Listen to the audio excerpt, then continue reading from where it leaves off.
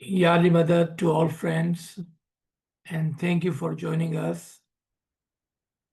This will be the last two sessions, today and tomorrow, on the chapter of Adam for this time. Inshallah, if we have the tawfiq and taheed of the Imam Zaman, in the future we will come back and revisit this great and the most detailed subject. This subject had two parts, which we have covered. That was a direct reference to Adam and indirect reference to Adam and Adams before him. But when we are talking about indirect references, in the Quran, wherever Allah talks about the days, the beginning, the human, the Qiyamah, all of those subjects are actually related to Adam. And especially where Allah speaks about Nafsun Wahida, then that is the direct reference to the Adam. But we kept our subject very limited to the direct references of Adam, and anywhere that was related to Adam for our easy understanding. So friends, join me in a short prayer. Bismillahirrahmanirrahim. Ya Shah-e Rahim al-Akram, Shah-e Rahim al-Akram, Shah-e Rahim al-Akram, Shah-e Rahim al-Akram, al-Akram, al-Akram, Shah-e Rahim al-Akram, al-Akram, al-Akram, Shah-e Rahim al-Akram. Mubarak to those who are about to have a didar of the Imam Zaman, and Mubarak to those who recently had didar of the Imam Zaman, and Mubarak to the entire Jamaat as Imam Zaman is coming to your country, your city, inshallah soon. But you are all and all as one Jamaat in our prayers with us every time one Jamaat have didar, the one Jamaat, the entire Jamaat have a didar. If you are having a didar, please remember your one Jamaat, the entire Jamaat. Shah-e Rahim al-Akram, Shah-e Rahim al-Akram, Shah-e Rahim al-Akram, Shah-e Rahim al-Akram. Prepare yourself for the didar and prepare to have the best didar of your lifetime. Shah-e Rahim al-Akram, Shah-e Rahim al-Akram. The Mawla Rahim is the most generous, and the most generous.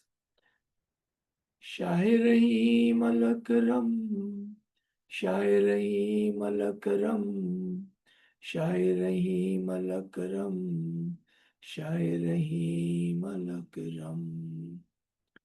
Ya Mawla Mehraban, Tawfiq, ताहीद, हिम्मत व यारी मौला। या मौलाए मेहरबान, तौफीक, ताहीद, हिम्मत व यारी मौला। मौला के मुबारक नाम से नूर मौलाना शाह रहीम अल हुसैनी हाजरिमा। हम आगाज करते हैं आदम और बनी आदम, children of Adam. When we say children of Adam, what comes to our mind? Commonly, every single human. But how do we call some of the human, the way they behave, Adam and his children? The term Bani Adam is as generic as the humanity, but is as particular as those who follow in the piety, in the ibadat, in the perfection, in the Isme Azam, and becomes Surat Rahman as his father Adam. They are truly Bani Adam. But then our dais, peers, Hujjatan, Arifin have also explained that Bani Adam are the prophets, Aimai Tyreen, and those great Hujjatan who were companion of the Adam, the angels, the prophets and his companion, Imam and his family and his companion, meaning Rouhani family, are the Bani Adam. And for this, you can see the nation of Ibrahim, very common but very particular term for those who followed on the footstep of Ibrahim. Nation of Israel, those who truly followed on the footstep of Ibrahim and then Hazrat Musa. Or the people of Islam, those who followed on the footstep of Hazrat Muhammad Mustafa sallallahu alayhi wa sallam, and then Shia Ali, those who followed on the footstep of Ali. Step by step, those who stayed close to the Adam and Bani Adam, the selected ones, are the true Bani Adam. As Allah says in this ayat in the Quran. And you can see here the generic and particular term. Generically, He, the Allah, is the one who created you from one single soul, the Adam. And this is for the common. But then, O children of Adam, Now he's speaking directly to those who truly are children of Adam. We bestowed upon you clothing. What clothing? This clothing that we are wearing? No. Allah says, the best clothing is righteousness. So our underlined word would be, those who are righteous are actually and truly Bani Adam. Now if you dive into the Quran and find the word righteousness and see who is this word used for. And to your surprise, the word righteousness is not used for humanity, but is only used for those who follow on the footsteps of the prophets. This word is only used for them. And then at the highest level, it is only used for Aimai Tyrene. So this verse gives us a very great clue who the Bani Adam is. So today we have chosen for our last chapter, Surah Al-Araf, all the way from ayat number 11. We will try to cover as many ayat as possible until ayat number 35. And you will see there are 2 to 3 different lessons in this ayat. There are 2 to 3 different lessons, because remember, we're still learning about Adam. Now that we know that there is not one Adam, but multiple Adams. So 2 ill concepts that we must remove, and those are A, that Adam was created by clay, soil, dust, by the hands of Allah. Why do we need to remove that ill concept? Because if that was the case, and let's just say for a minute that there was an Adam that Allah created by his own 2 hands, using the physical dust and physical water, and made clay out of it, and then he perfected him. Then it would raise more question, illogical question, and those would be, are we talking about Adam as Sarandipi? Are we talking about our Adam of our time? Or are we talking about Adam before Adam as Sarandipi? Which one? Which Adam was created as such? And the second question would be, what about other Adams? Because if other Adams were born as you and I, then what was the need for all this hard work and labor to make one Adam differently against the habit of Allah?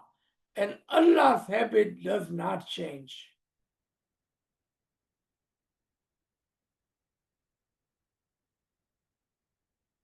And the second ill concept that we must wash away, that Adam somehow, after becoming Adam, after having the soul and the nur of Allah, was able to or capable of making mistake.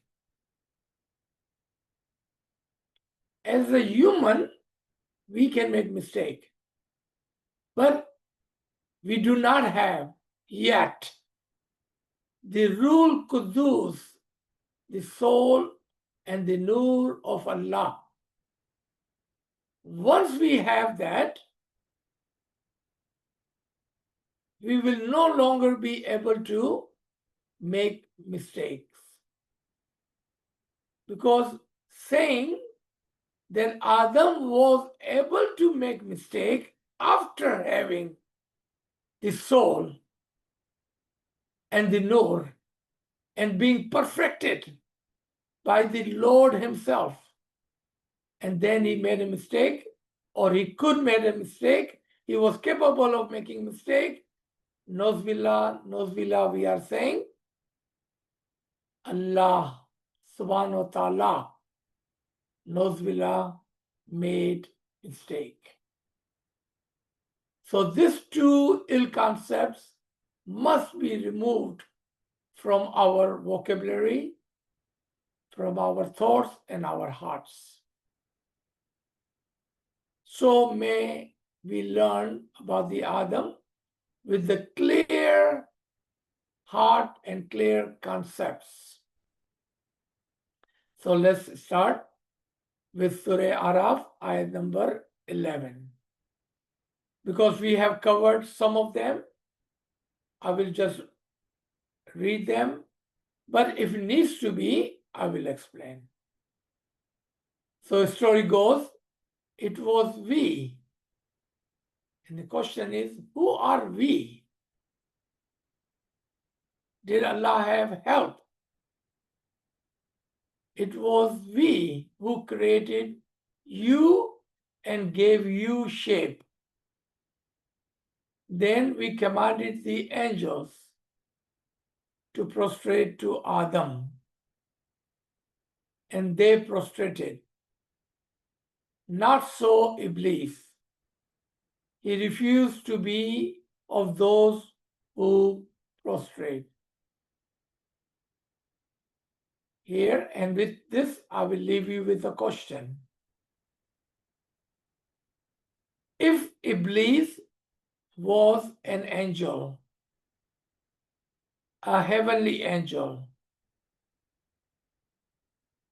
how did he have a free will and he was not able to submit to the command of Allah?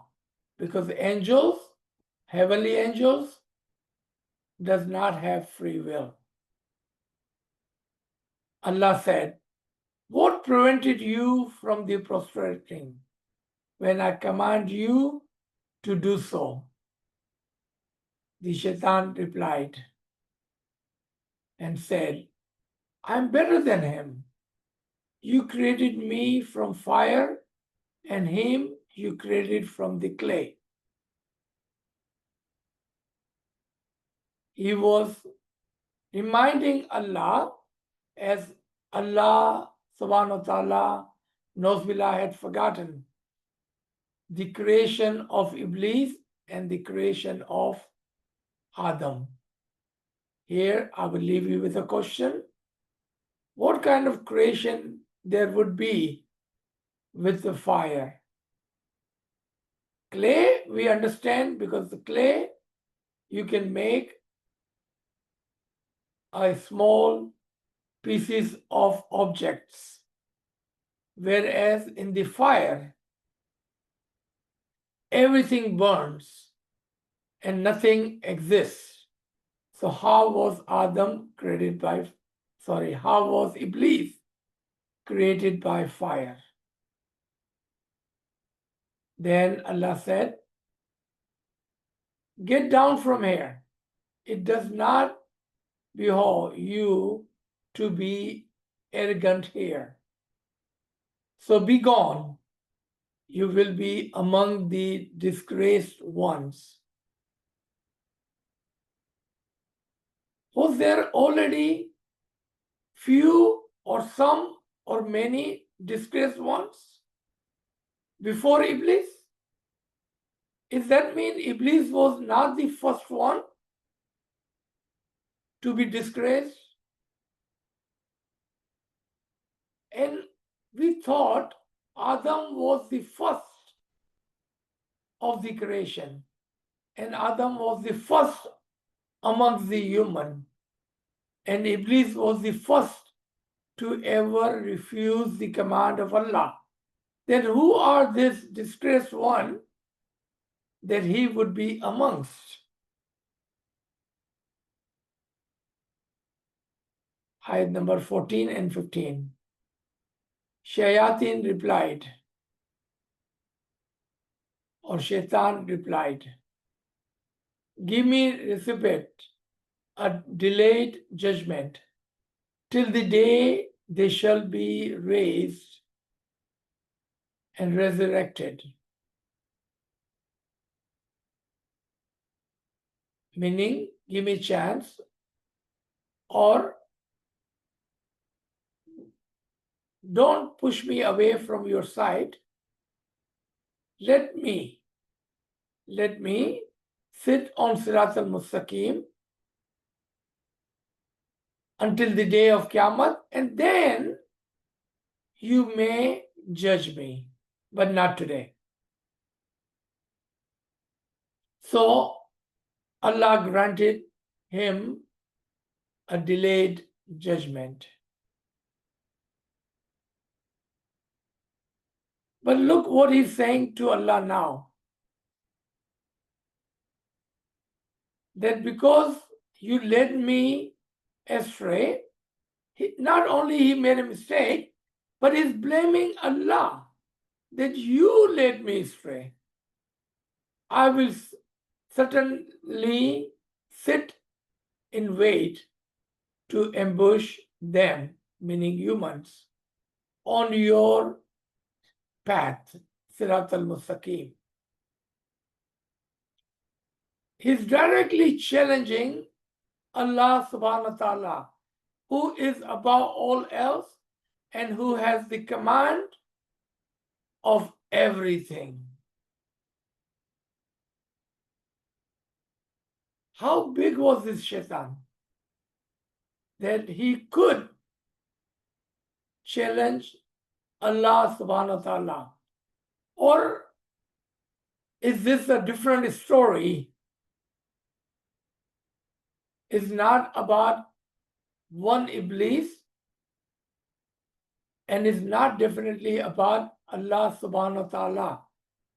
Because Allah encompasses everything, and He is Qadir Mutallaq. Everything is in His power. Nothing, not even a leaf, moves in the wind without the command of Allah. Then how was Iblis able to not only spread his wings and was able to challenge Allah? Maybe there is something needs to be learned here. Maybe there is a secret. A more detailed tawil is required.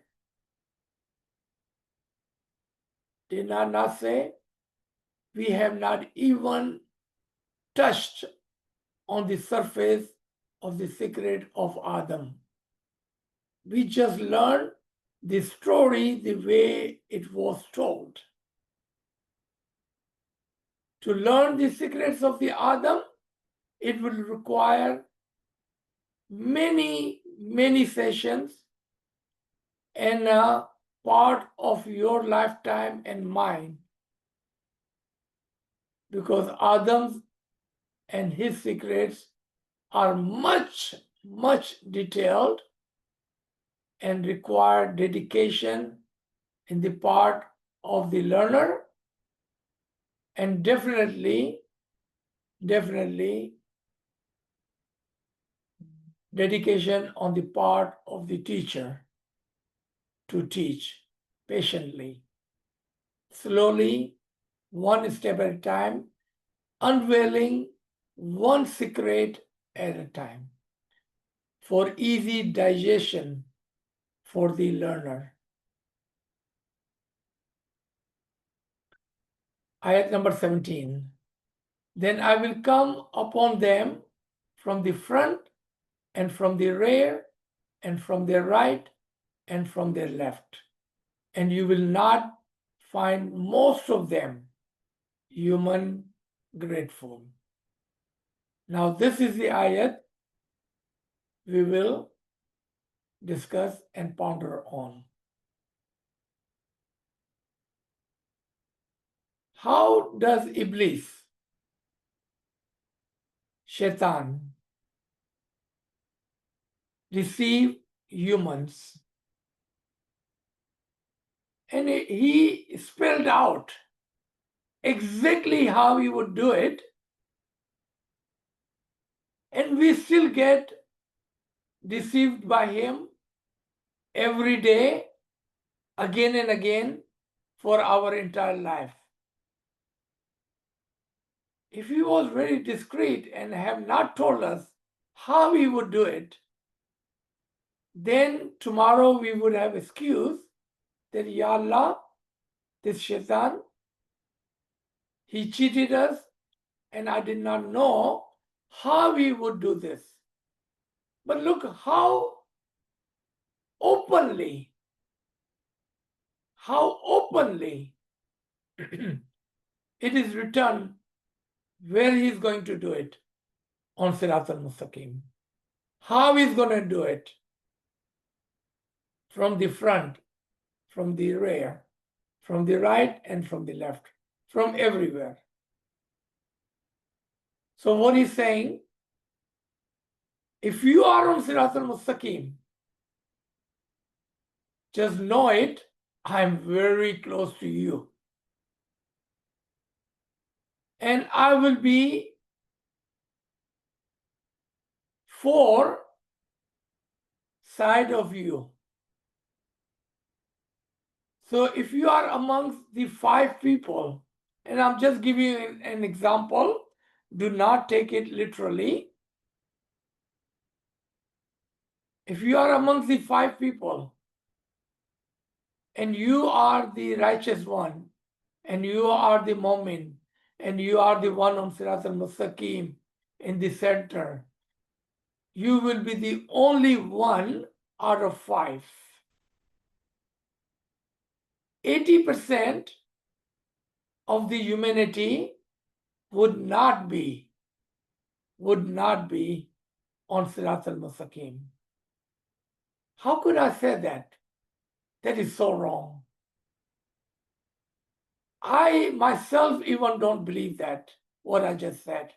How could I say that? That 80% of the humanity would not be on right? All right, let's look around us. And remember, this is just an example. Do not take it literally. Why do we give this kind of example? So we may be prepared, because whisper, just a whisper, a small pebble of Shaitan can destroy you as a big rock on your head. But Shaitan does not throw a big rock on your head, because you would see it and you will not be able to, you will not come underneath, because you will see that big rock coming. So what does he do? He throws a pebble of whisper, waswasa. And that waswasa would come from somebody who is very close to you, somebody right in front of your eyes, somebody right behind you, somebody right on your right side, and somebody right on your left side, somebody close to you. Now you want an example of that. Yes. It's not that you will be walking in a market or walking amongst the strangers and they will whisper in your ear. The gossiping, the whispers comes from someone who is near you. Near you. And this is my test and your test. Find and just think about it. Just think about it. Who normally do you get yourself involved in gossiping? Your brothers and sisters? Your friends? Your co-workers? Those who sit next to you in Jamaat Khana? Your friends. You don't get involved with other strangers, do you?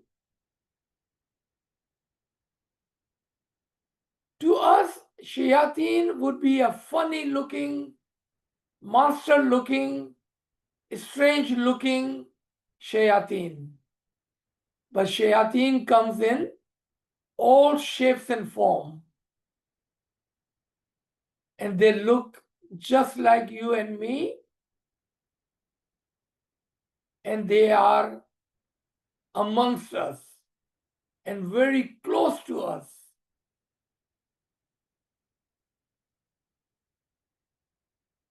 Now the question would come, if that is the case, how do we save ourselves? If Allah would tell us the danger of the Iblis and would not give us the guidance how to save yourself from the whispers of the shayateen, then the Qur'an, which is a complete book of guidance, could not be called complete.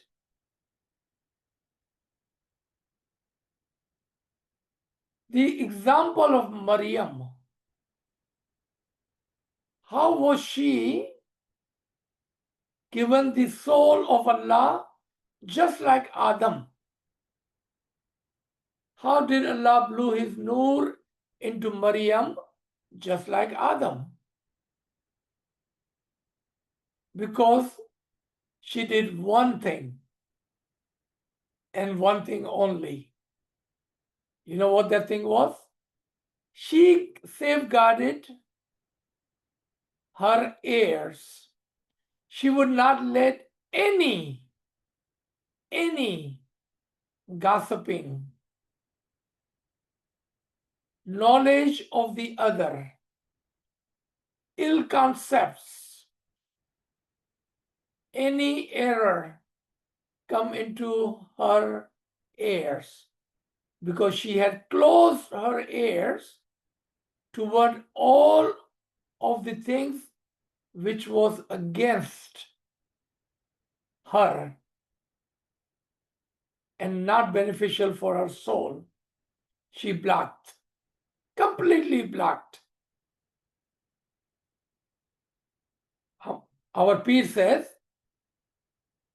wherever you see gossiping, have courage to get up and walk away. Do you have the courage? Because you cannot stop shayateen, and you definitely cannot stop your family and friends and relatives and other of gossiping. But what do you have power over? You have power over yourself.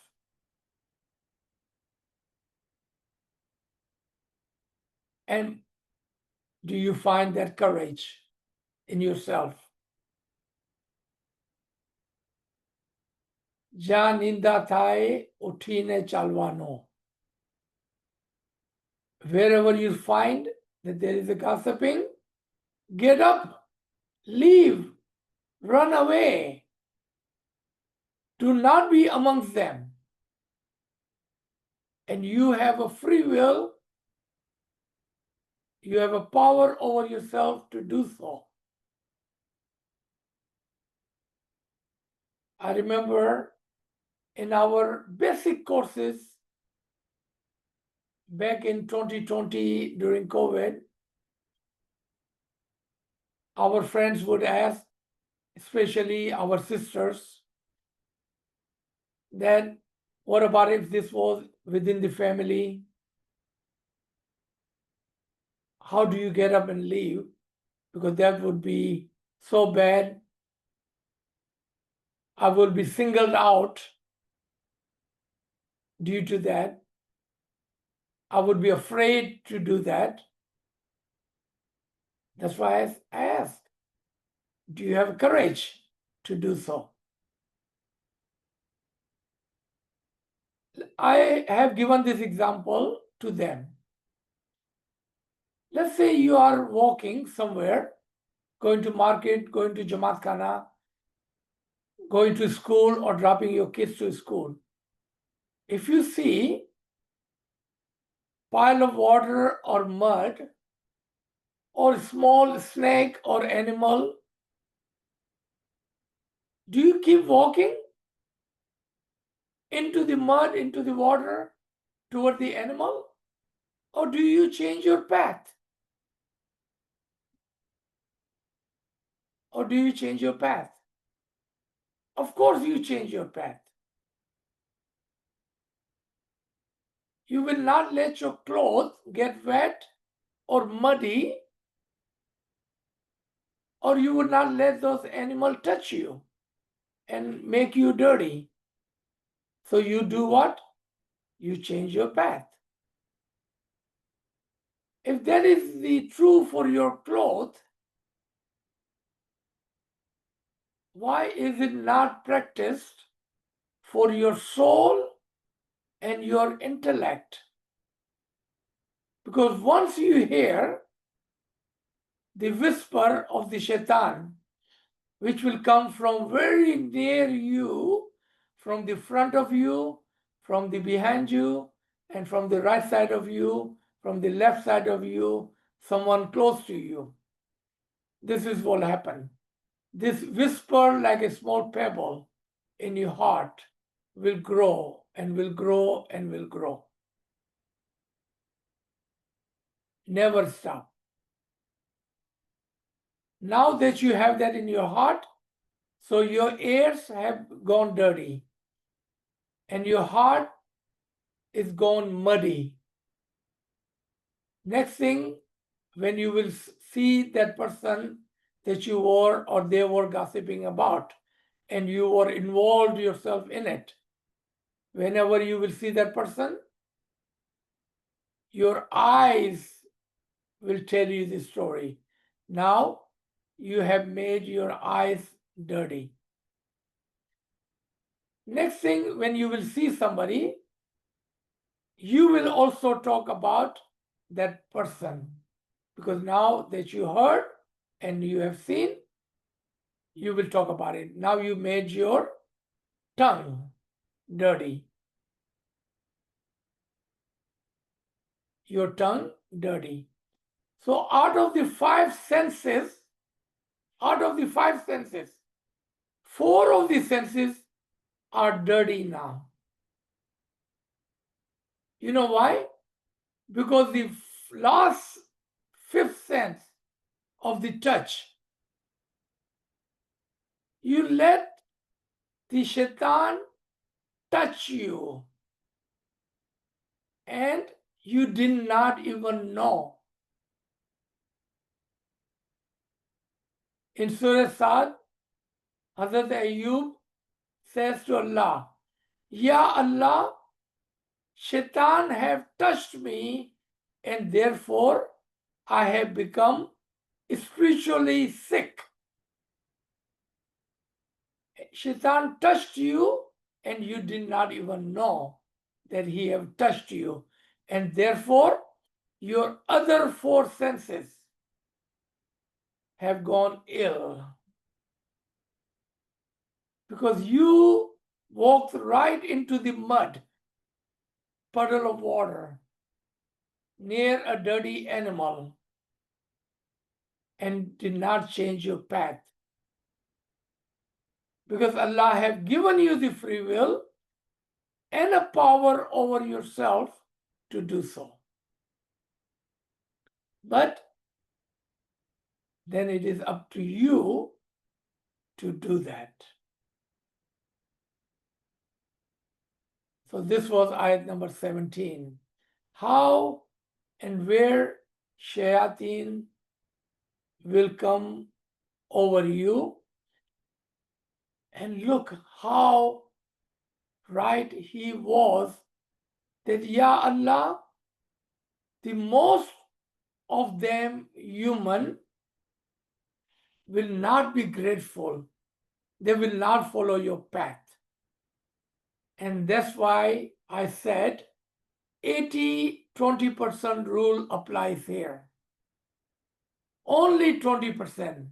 And I believe someone will tell me I'm very generous in my estimate that 20% are good and 80% falls into the trap of shayateen, one way or the other, knowingly or unknowingly, willingly or unwillingly, happily or not happily, they fall into that trap, 80%. And I believe somebody will tell me I'm very generous in 20%. It may even be less than 20%. Let's come to ayat number 18. And this will be the last ayat we will cover. Allah said, go away from here, disgraced and expelled. I shall fill hell with you and all those that follow you. Then not only you have disgraced yourself, whomever will let you touch them will also be disgraced. And I will make them as ignorant as you are. And they also be far, far away from me as you are. Because my mu'mineen on Sirat al-Mustaqim will never listen to you. Will never listen to you. Will never listen to you.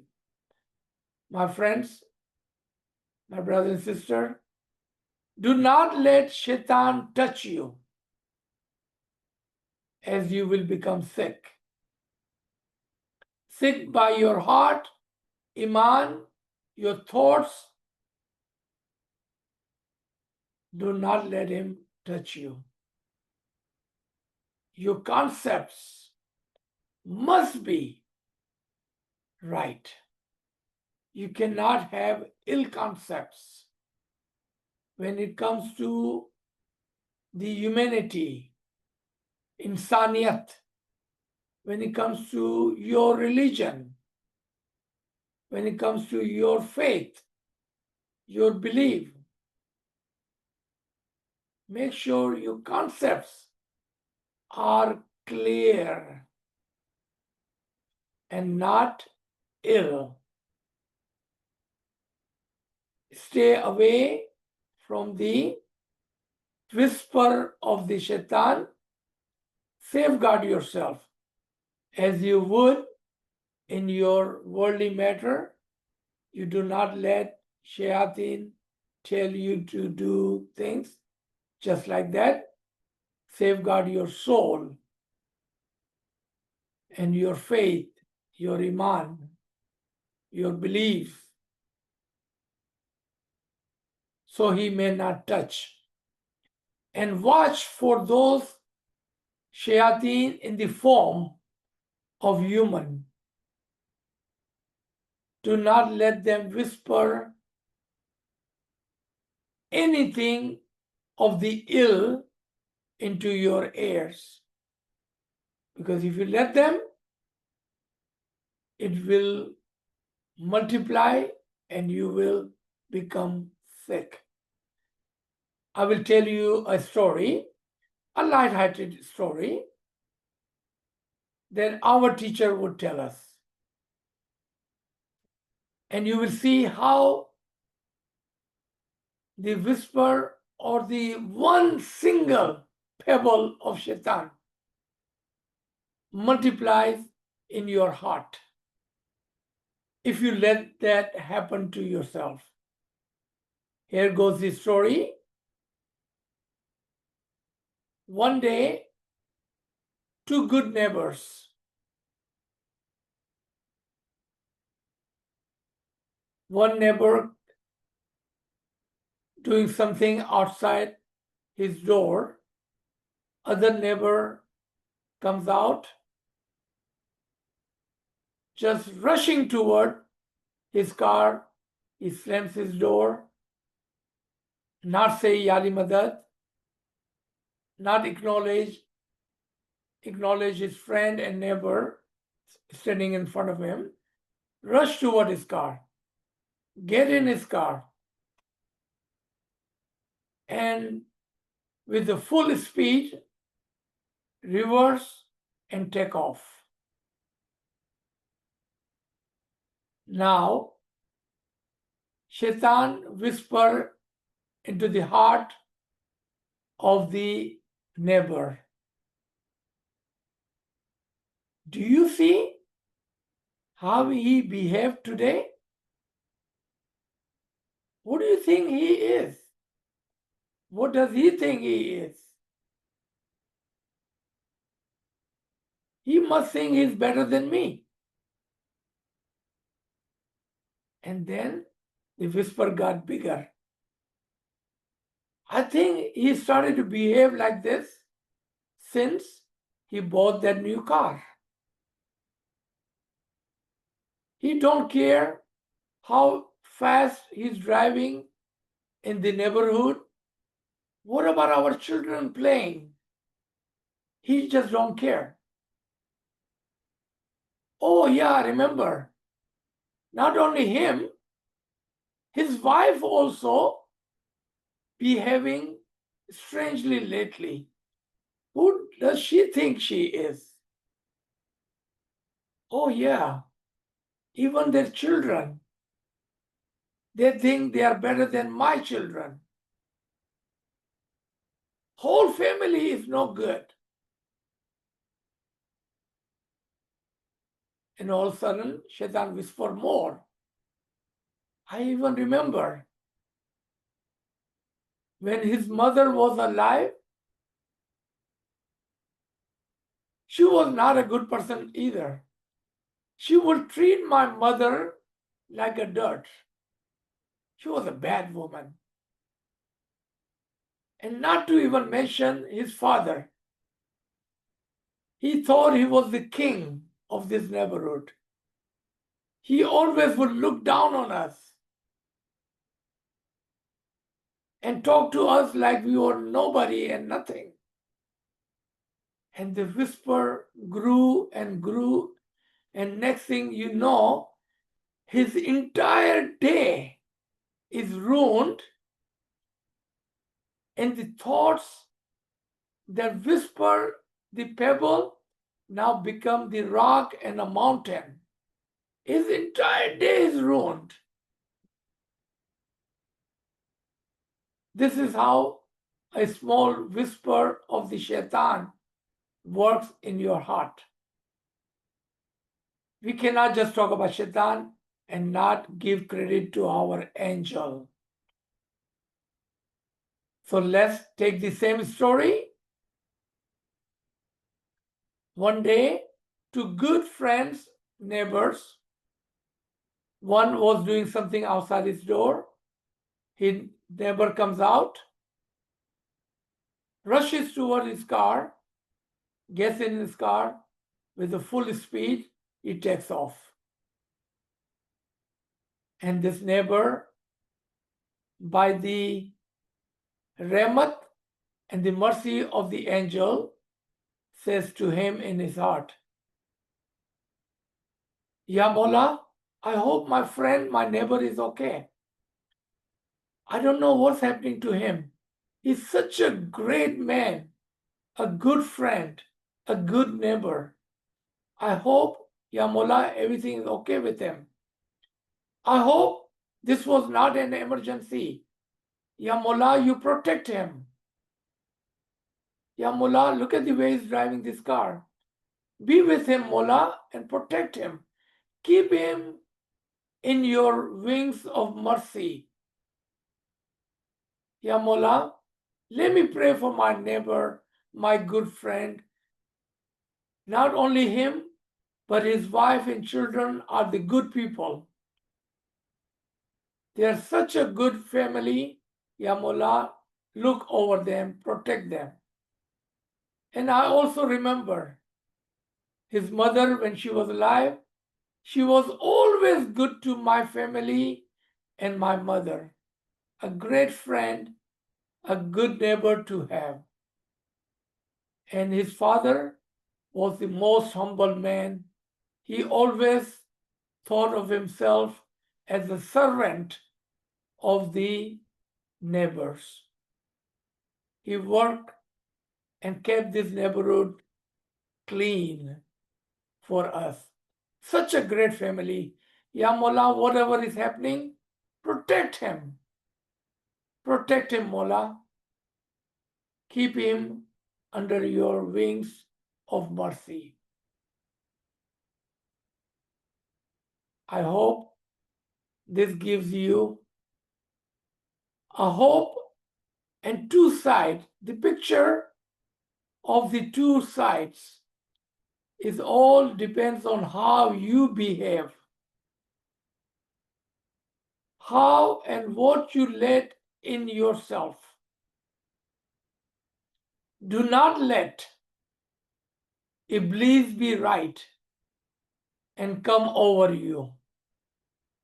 Give chance to your angel and be on the side of Allah, on the Sirat al-Mustaqim, amongst the righteous, not amongst the one who were disgraced. With that, I will stop. Inshallah, we will continue with ayat number 19 tomorrow. Ji.